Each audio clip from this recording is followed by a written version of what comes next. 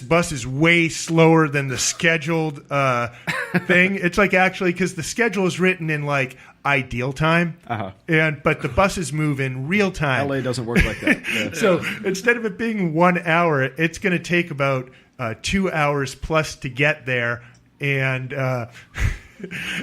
so he starts worrying about making it to the show, and he keeps kind of falling asleep, and I just keep talking away, and people keep looking at me with evil eye, but I'm like, I don't care, I'm getting a cover, and I just like keep talking away, and then like and then we got to the show, or we got to the station, and you made it on time, didn't you? Well, yeah, I made it thanks to the train getting me back, but the thing was that when I'm listening to the recording finally yesterday, or the day before, I'm like, God, there's like all this noise from the bus, and I'm like, what the hell's that like weird grunting noise? Oh no! And it's myself blocking myself out, unable to hear because of my own snoring. And so I write Scott at like 7 a.m. like, hey Scott, could you let me re-interview you, please? This is going to take fucking forever to like transcribe. I heard Barbara. And then he's like, yeah, well, I'll talk to you after I get out of the bathroom. And I'm like, oh, really? And so he's like, what do you want? You're asking for an interview at 7 a.m.? So, Barbara Walters did the same thing.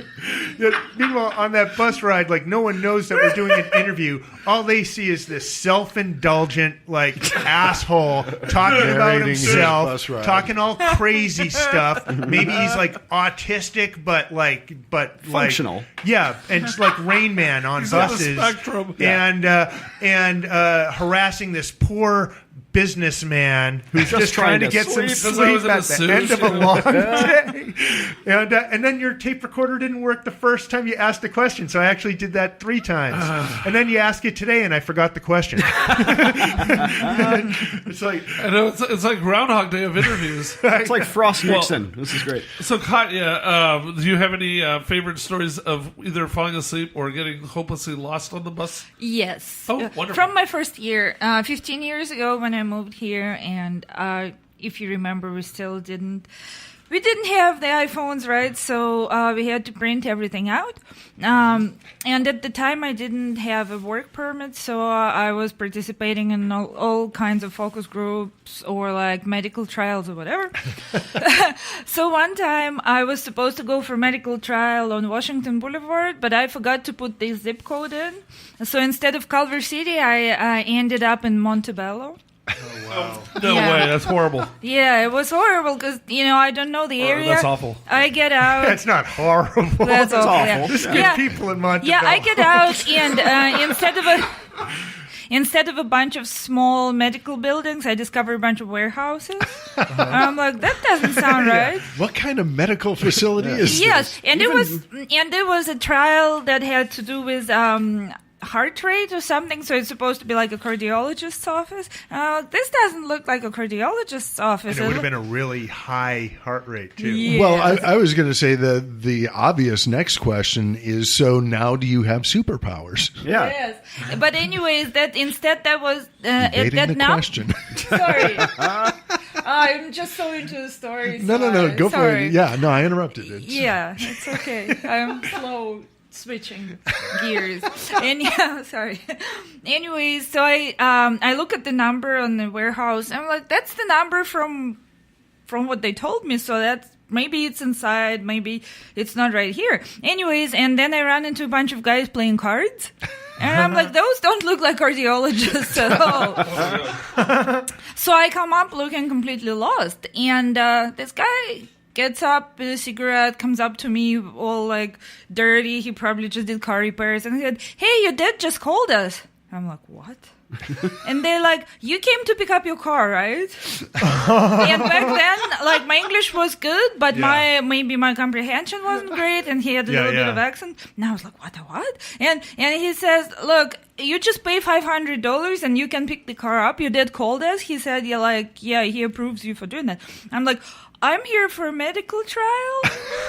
And they're like, what? Now they have no idea what I'm talking about. Yeah. I'm like, cardiologists, medical trials? They're like, no idea what you're talking about. And then they're like, are you picking your car up or not? I said, this is not my car. I don't have a car. I don't have a driver's license. I don't know how to drive.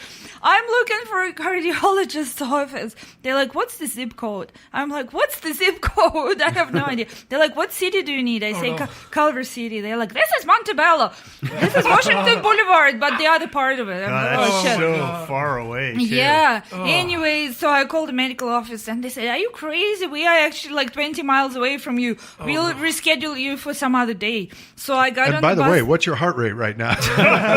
Yeah. Yeah, I bet my heart rate went up to 150 at the time.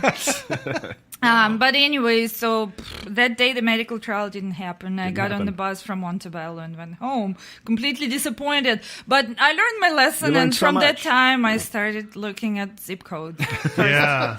Do either of you have an? Actually, I'll let Katya lead with this since we were all talking for a while without her.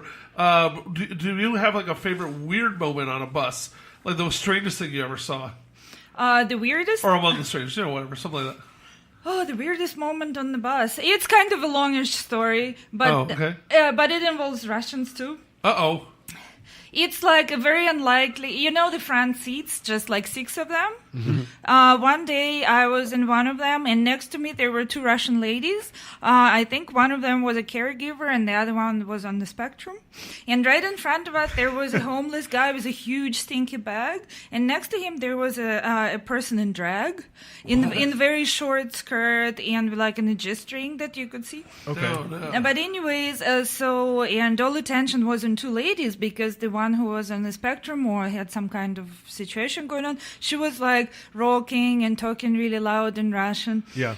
And anyways, the person in drag asks, where are you guys from? And the caregiver says, we're Russian.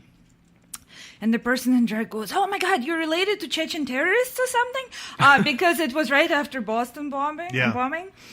And the lady's like, no, what are you talking about? It's not even the same country. And since they were all talking in this agitated mode, the lady on the spectrum started crying. And she was like, oh, and covering her ears. And the homeless guy was saying like, shut up, you're only making her upset. And then I was trying to say, no, we are not terrorists. So it turns into some kind of like, I don't even know, surrealistic show. But the worst moment of the show was when the person in drag decided, I am leaving this circus. So they get up, and you can see that the end of the back of the skirt is actually inside the G-string, so you can see the bus. God. That was too much. Yes, that was too much. So the caregiver started screaming, I don't want to look at your wrinkly ass. Immediately, pull your skirt down. Pull your skirt down. And since she started screaming, the lady on the spectrum started screaming louder too. So she pulled the dentures out of her mouth and threw them on the floor. Wow.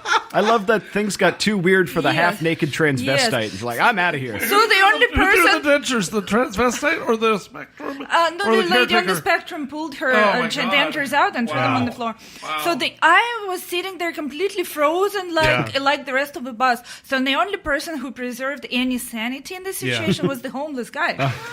So he actually sat down and he picked up the dentures and then he wiped them on his dirty pants and his dirty shirt. Then he gives them back to the lady and says, here you go. And at this point, the doors opened and the lady or the guy in drag left. And that's when it all started getting back to normal. Yeah. But I mean, seriously, how often do you run into a situation like this? So that's by far the most absurd story on an LA bus I've ever been in. One time I was riding the number 4 bus from La Brea to Spaceland. I had to go, which is a place, not a universe. It's not that high. Music Club in Silver Lake. And so anyway, I get on the bus and I'm heading east, and this is before they'd cleaned up Santa Monica Boulevard. So it was a lot of drag streetwalkers, transgender streetwalkers, and 2 of them got on the bus and they were wasted, just really wasted and dirty and wearing just like next to nothing.